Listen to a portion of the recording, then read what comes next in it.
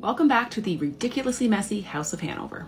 Alright, remember how King George I imprisoned his wife and killed her lover? Well, his son, King George II, was somehow even more dysfunctional. Though with a childhood like that, it does make sense. So George and his wife, Caroline of Ansbach, actually had a super good marriage. For one, Caroline was extremely intelligent.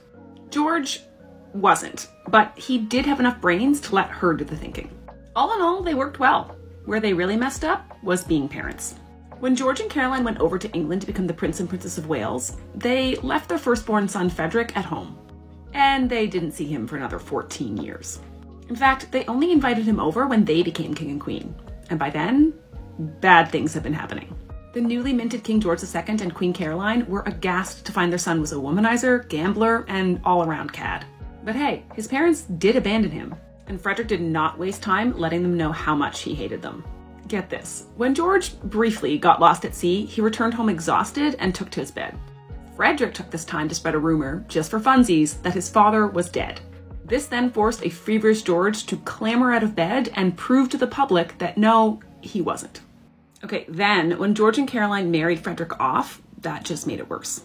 Their son basically commanded his wife to annoy his parents by any means possible.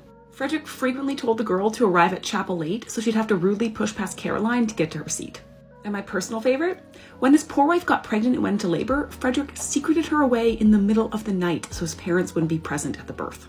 Eventually, George and Caroline were so fed up, they banished Frederick from their court and even looked into ways of disinheriting him.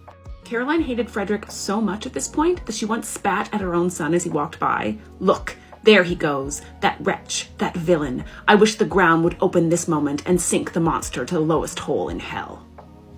As you might guess, this story did not have a happy ending. Queen Caroline died relatively young of a strangulated bowel, which, by the way, is not a good way to go. Even as she was dying, Caroline and George refused to let Frederick see her.